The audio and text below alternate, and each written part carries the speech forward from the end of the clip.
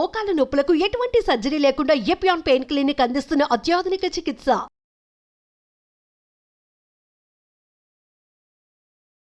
ఆ పిజ్జా కావాలి, ఆ బర్గర్ కావాలి, వాడిచ్చే ఐస్ క్రీమ్ కావాలి అని తిని రోగగ్రస్తులమై భయమై డబ్బులంతా ఈ కంపెనీలకు ఇస్తున్నాం. ఎందుకు మనకు రోగాలు వస్తున్నాయని ఎవ్వరు మీకు విశ్లేషణ చెప్పకపోవడం వల్ల ఈ అనాహుతం జరుగుతుంది. నేను 20 సంవత్సరాల నుంచి అన్ని చోట్ల చెప్పుకుంటూనే వస్తున్నాను. వందల వేల మంది బాగు చేసుకుంటున్నారు. నా దగ్గరికి ఎవరు రావాల్సిన అవసరం లేదు.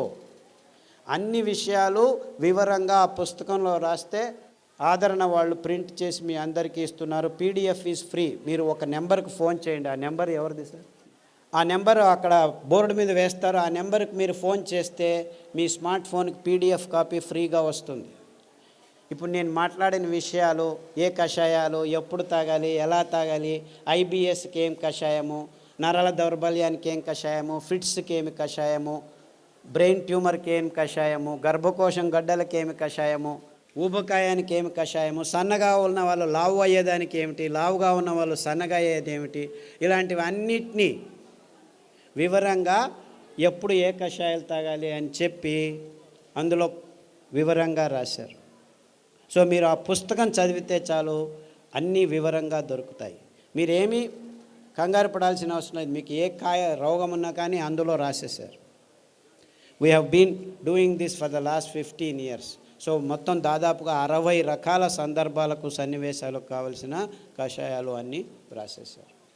ఇంత ఏమీ అవసరం లేదు. మీకు ఏ రోగమన్నా ఉన్ని, డజంట్ మ్యాటర్. మీరు ఈ 5 సిరిధాన్యాల్ని 2 రోజులకు ఒకసారి మార్చి భోజనం చేయండి. అంటే 2 రోజులు అరికలు తినాలి, 2 రోజులు సామెలు తినాలి, 2 రోజులు ఊదులు తినాలి, 2 రోజులు అండుకూరలు, 2 రోజులు కూరలు, మళ్ళా సైకిల్. అలాగే కషాయాలు.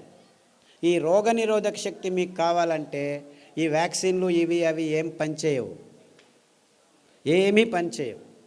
మీకు పనిచేసేది ఈ 7 కషాయాలు చెప్తాను, పుస్తకంలో రాశారు. గరిక, తులసి, తిప్పతీగ, బిల్వం, కానుగ, వేప, రావి.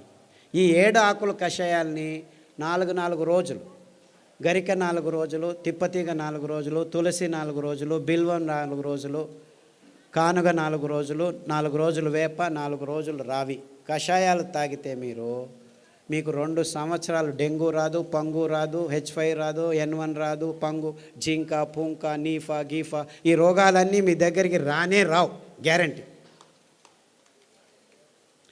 దీనికి ఏమైనా ఖర్చు పెట్టాలా మీరు? కానగాకు దొరుకుతుంది, తిప్పతీగ దొరుకుతుంది, వేపాకు దొరుకుతుంది, రావేకు దొరుకుతుంది, ఇంకా అన్ని చోట్ల నేను చెప్పేటివన్నీ దొరుకుతూనే ఉన్నాయి. మన అదృష్టం. ఒక్క పైసా ఒక్కరూ ఖర్చు పెట్టాల్సిన పని లేదు. ఆకులు తెచ్చుకోండి, బాగా కడగండి. ఏ దానిలతో కడుగుతారు, ఏ నీళ్ళతో కడుగుతారో? RO వాటర్తో కడగండి. రాగి ప్లేట్ ఉంచిన మట్టి కుండలో ఉన్న నీళ్ళతో కడగండి, స్ట్రక్చర్డ్ వాటర్తో కడగండి. అర్థమైందా? ఆ నీళ్ళతో కడిగి ఆ నీళ్ళతోనే కషాయం చేసుకొని, కావాలంటే తాటి బెల్లం, చెరుకు బెల్లం వేసుకోవద్దండి, గ్లూకోజ్ ఎక్కువ ఉంటుంది. తాటి బెల్లంలో ఫ్రక్టోజ్ ఎక్కువ ఉంటుంది, ఏమీ ఇబ్బంది లేదు. పిల్లలకి బెల్లం కొద్దిగా వేసి కషాయం తాపించండి. 9 నెలల పాప నుంచి 108 సంవత్సరాల ముసలి వాళ్ళు కూడాను కషాయాలు తాగొచ్చు, ఏమీ ఇబ్బంది లేదు.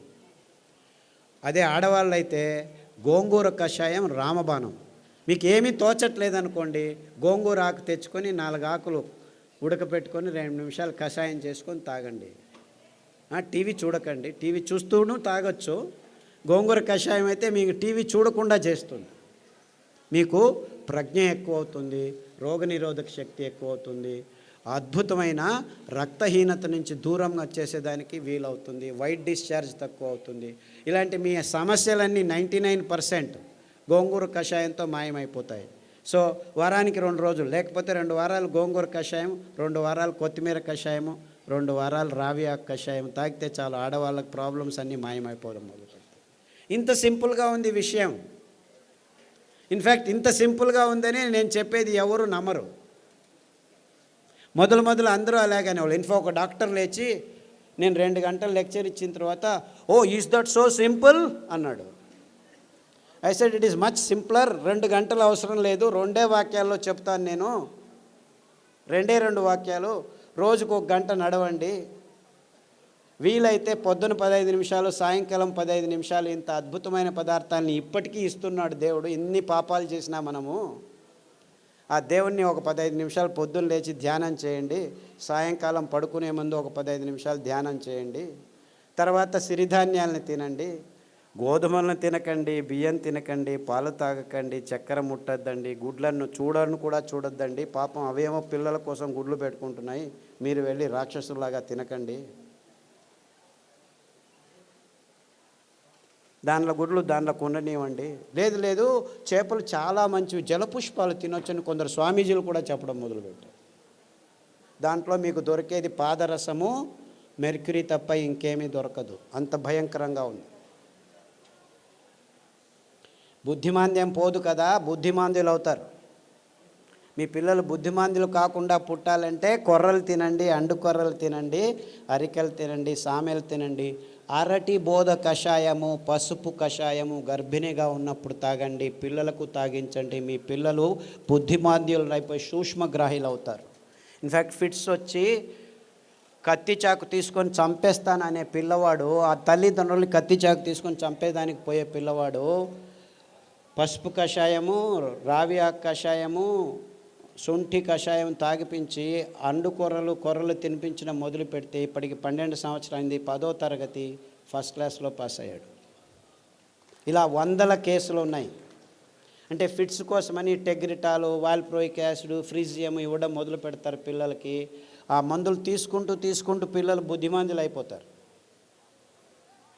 ఫిట్స్ రావు అని చెప్తారు, అయినా వస్తూనే ఉంటాయన్నమాట. అలాంటి వాళ్ళందరికీ కొర్రలు, అండు కొర్రలు తినిపించి ఈ కషాయాలు తాగిపిస్తే 6 నెలల్లో ట్యాబ్లెట్లు మెల్లిమెల్లిగా ఆపు చేసి ఇప్పుడు హ్యాపీగా ఇంట్లో అందరికీ సహాయం చేసుకుంటూ బాగా నడుస్తూ ఏ ఇబ్బంది లేకుండా మాట్లాడటం తెలియని వాళ్ళు కూడా మాట్లాడడం మొదలుపెట్టారు. అది 15 సంవత్సరాలు 20 సంవత్సరాల తర్వాత. అంతవరకు మాటలు అనేది తెలియని పిల్లలు కూడాను ఇప్పుడు మాటలు నేర్చుకుంటున్నారు. ఇలాంటి అద్భుతమైన విషయాలు ఈ ధాన్యాల్లో, ఈ కషాయాల్లో ఉన్నాయని చెప్పేదానికి నాకు చాలా చాలా సంతోషంగా ఉంది. అర్థమవుతుందా? It's very simple, very simple.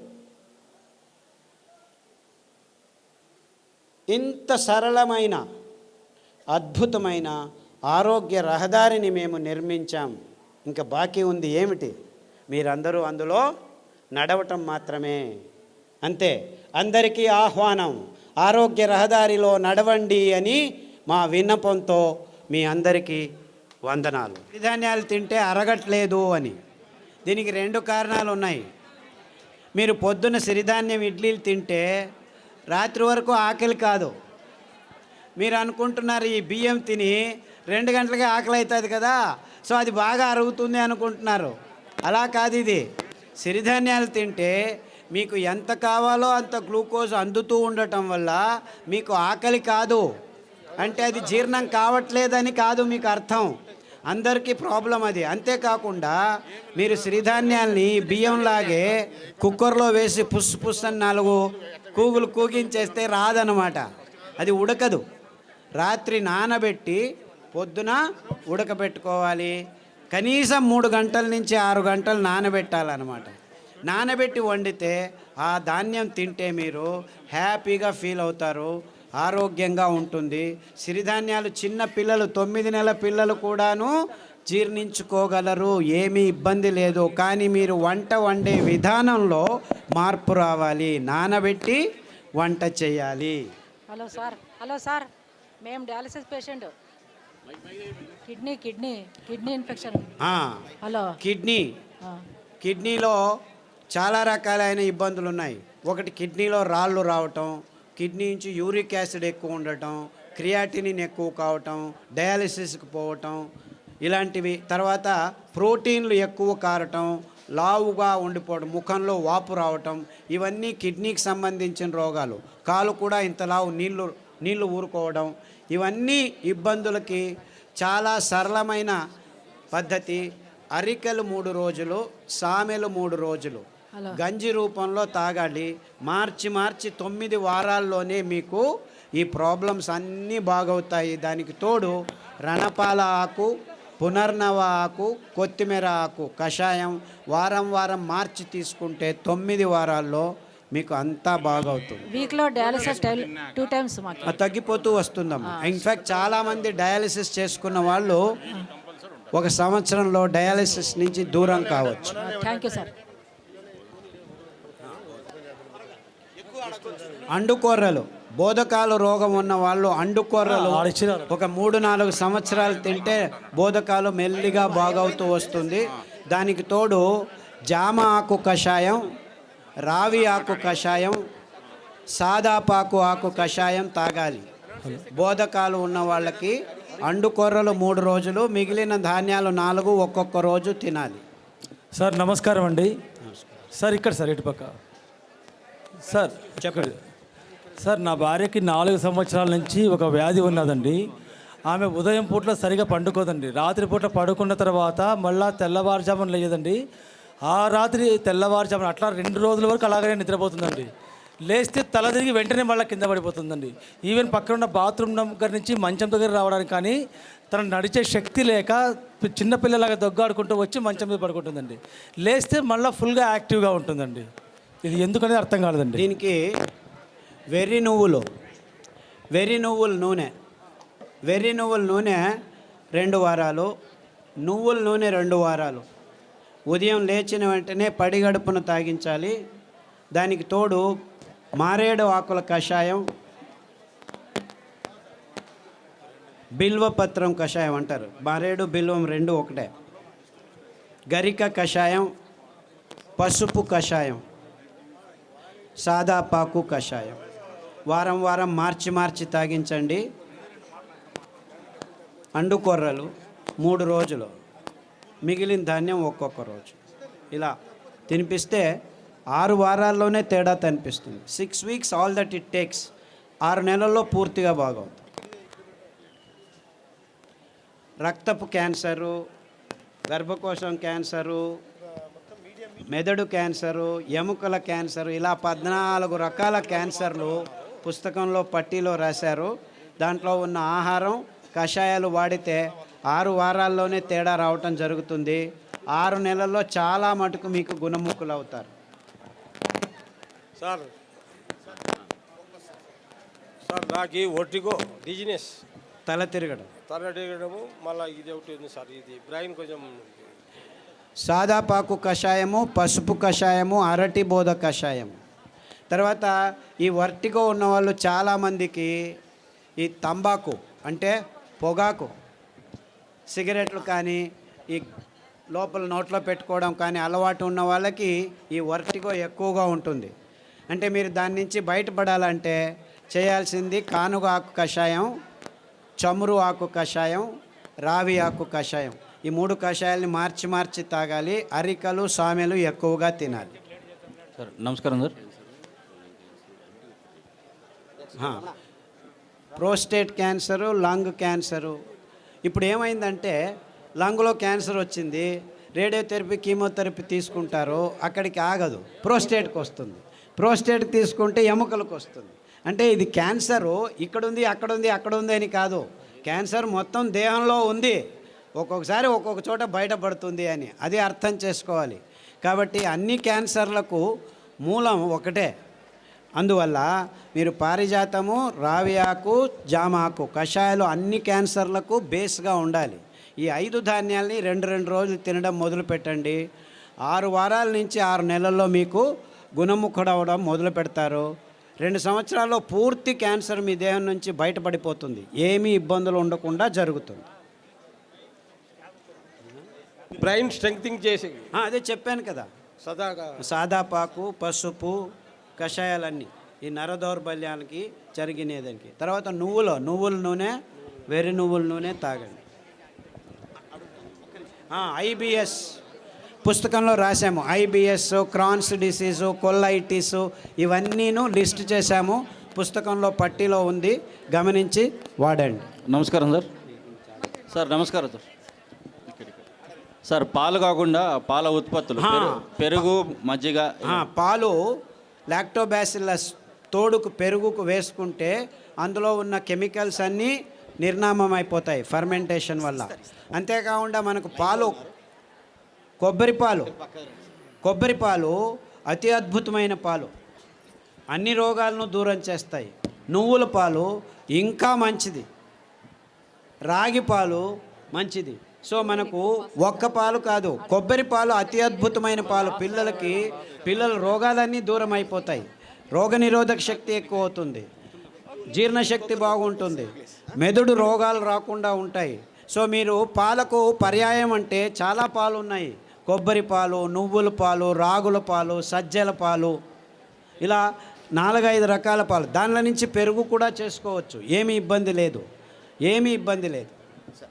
Sir నమస్కారం అండి, నా పేరు పూల రమణ సార్. ఈ పరిసర ప్రాంతాల్లో మాకు రాగిడి భూములు ఎక్కువ సార్. సో ఈ ప్రాంతంలో మేము ఎక్కువగా జొన్నలు పండిస్తుంటాం, జొన్నలు, రాగులు, సద్దలు పండిస్తుంటాం. వాటి గురించి కూడా మీరు కొంచెం దయచేసి వాటి వివరణ కూడా ఇవ్వాలి. పుస్తకంలో రాశారు తటస్థ ధాన్యాలని. ఎందుకు మీరు రాగులు, సజ్జలు, జొన్నలే ఇంకా పెంచుతున్నారంటే కారణం ఇంతే. ఇది చాలా టెక్నికల్ రీజను, ప్రాక్టికల్ రీజను. రాగులు, సజ్జలు, జొన్నలు నగ్న బీజాలు అంటారు. అంటే దానిల మీద కవచం ఉండదు. అంటే దాన్ని మీరు మిషన్కి తీసుకెళ్ళి డీహస్కింగ్ చేయాల్సిన పని లేదు. అందుకే నేను చెప్తే ఎవరు నమ్మరు, మొదలు నమ్ముతూ ఉండలేదు. 20 సంవత్సరాల క్రితం డయాబెటీస్, గ్యాంగ్రీన్, రేపు కాలు కట్ చేయాలని 100 మంది క్యూలో నుంచున్నారు అన్ని హాస్పిటళ్ళలోనూ. ఆ మల్లేశ్వరంలో యాంపుటేషన్ హాస్పిటల్ ఉంది. రోజుకు 88 మందిని ఒక్కొక్క రూమ్లో కాలు అలా తీసి పడేస్తున్నారు. గల్ఫ్ కంట్రీస్లో ఇక్కడ 80 మంది అయితే అక్కడ 160 మందికి తీసేస్తున్నారు. అంటే డయాబెటీస్ వస్తే అక్కడికి ఆగదు.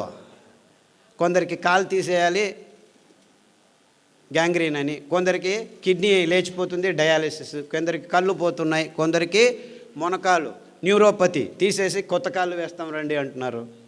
అన్నిటికీ కొత్త కాలు, కొత్త కిడ్నీ, కొత్తది ఎక్కడి నుంచి తెస్తున్నారు? పాడైందుకు ఎందుకు ఉంది అని చూడట్లేదు. కాలు తీసేస్తే ఎక్కడి నుంచి వస్తుంది? మళ్ళీ కొత్త కాలు పెడతారే, కృతక కాలు పెడతారు, అదొక బిజినెస్.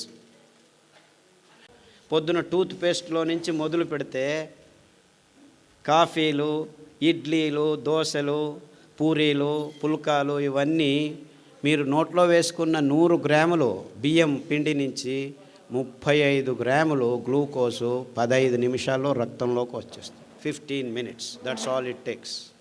గోధుమ పిండి వేసుకుంటే ఇంకా ముందు వచ్చేస్తుంది.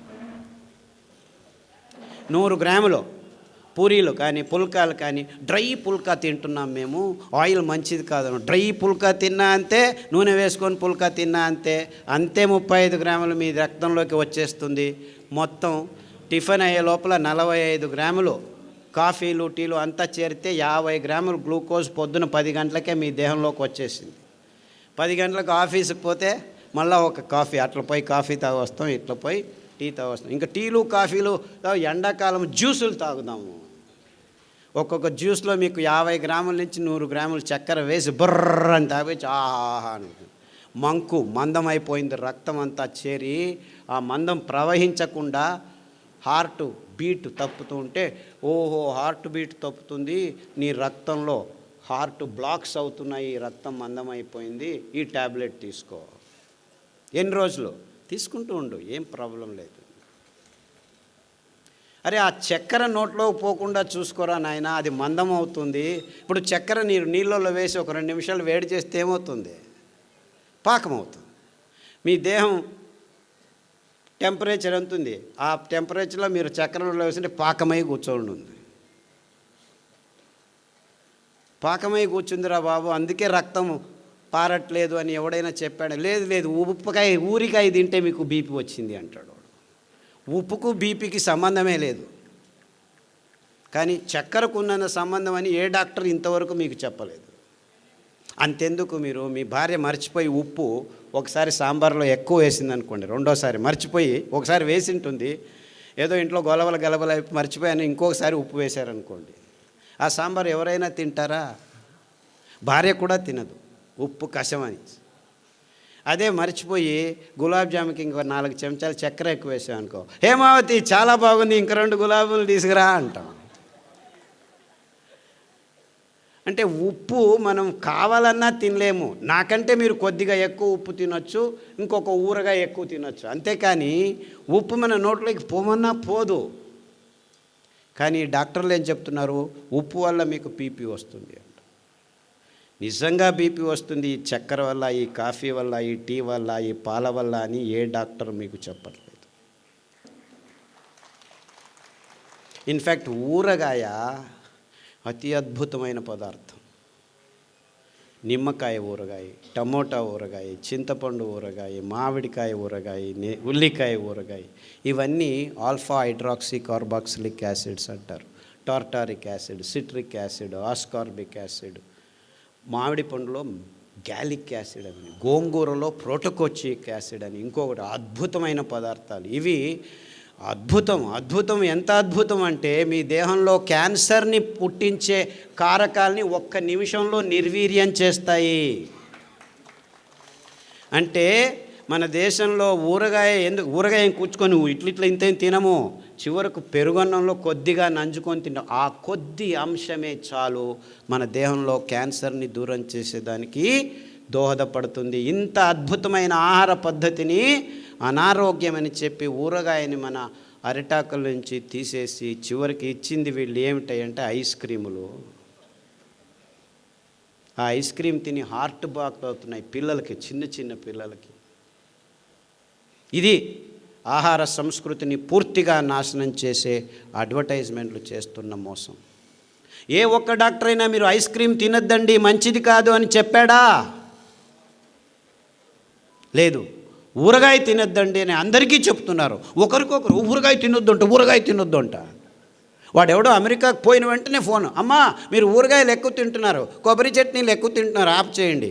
అక్కడ మాంసము, పిజ్జాలు, బర్గర్లు తిని హార్ట్లు పుట్టుకు అని చనిపోతున్నారు. దాని గురించి ఎవరు చెప్పట్లేదు. కొబ్బరిలో కొలెస్ట్రాల్ లేదు, ఊరగాయలో బీపీ లేదు. ఉండే బీపీ, ఉండే రోగం, ఉండే షుగర్ అంతా షుగర్లో, పాలల్లో, కాఫీల్లో, టీలో ఉంది.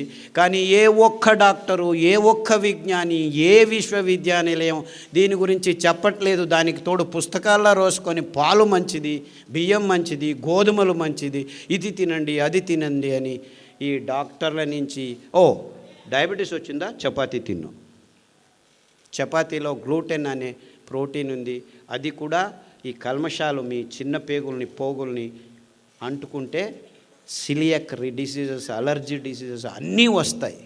నిర్నాళ గ్రంథికలు నాశనం అవుతున్నాయి. అటువంటి భయంకరమైన పదార్థాన్ని ఆహారమని ఎందుకు నమ్మించారో?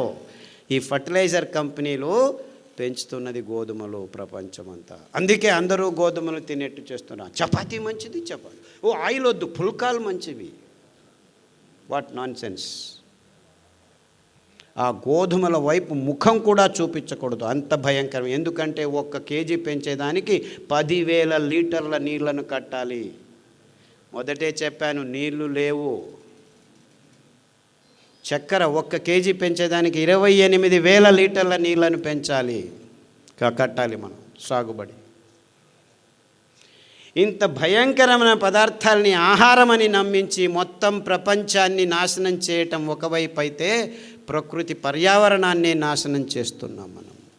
మన జీవితాలు పాడైపోవడం ఒకవైపు, మొత్తం ప్రపంచంలో ఉన్న మూగ ప్రాణులన్నింటినీ నాశనం చేస్తున్నాం. ఎందుకంటే మనకు కావాల్సిన ఈ పందుల్ని, కోళ్ళని, ఆవుల్ని పెంచేదానికి మొత్తం ప్రపంచంలో పెద్ద అడవులన్నింటినీ నాశనం చేసేసి ఈ సోయాబీను, మొక్కజొన్న, పశుగ్రాసం తయారు చేస్తున్నారు. ఈ సోయాబీన్ మంచిది, మీకు ప్రోటీన్ అని చెప్తున్నారు. మన దేహంలో ప్రోటీన్ అవసరమే లేదు. 6%, 7% ఉంటే చాలు. ఆ 7% ప్రోటీను మన సిరిధాన్యాల్లో, కొర్రల్లో ఉంది, అరికల్లో ఉంది, సామెల్లో ఉంది, అండుకొర్రల్లో ఉంది, ఊదుల్లో ఉంది.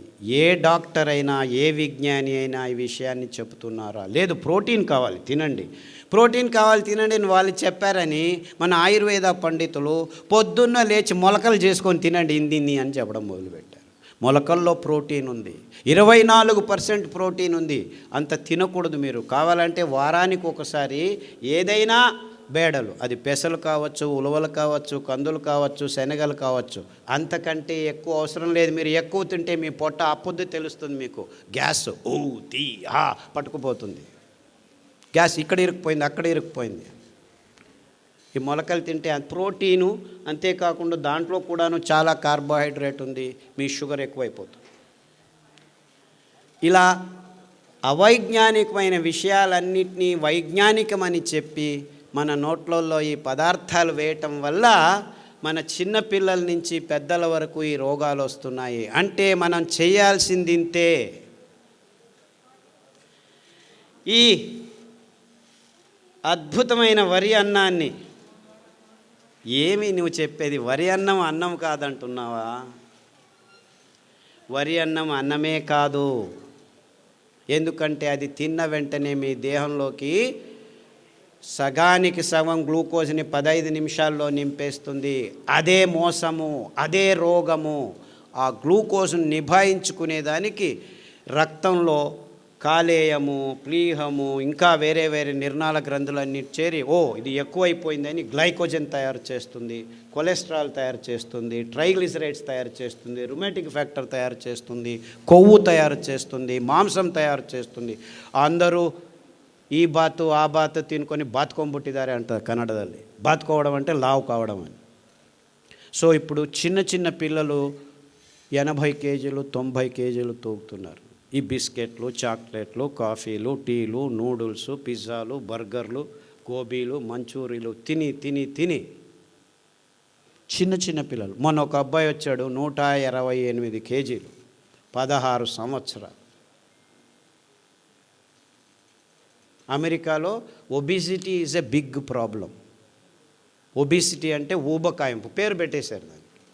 అరే ఎందుకయ్యా ఇలా హూ అని ఊపిపోతున్నారు, గాలి ఊపినట్టు? అంటే మీరు తింటున్న పదార్థాలని ఎవరు చెప్పట్లేదు. డయట్ చేయండి, డయట్ చేయండి. సో అంతా ఒకేసారి తినద్దు, 2 గంటలకు ఒకసారి తిను, 6 గంటలకు తిను, 8 గంటలకు తిను, 9 గంటలకు తిను, 12 గంటలకు తిను.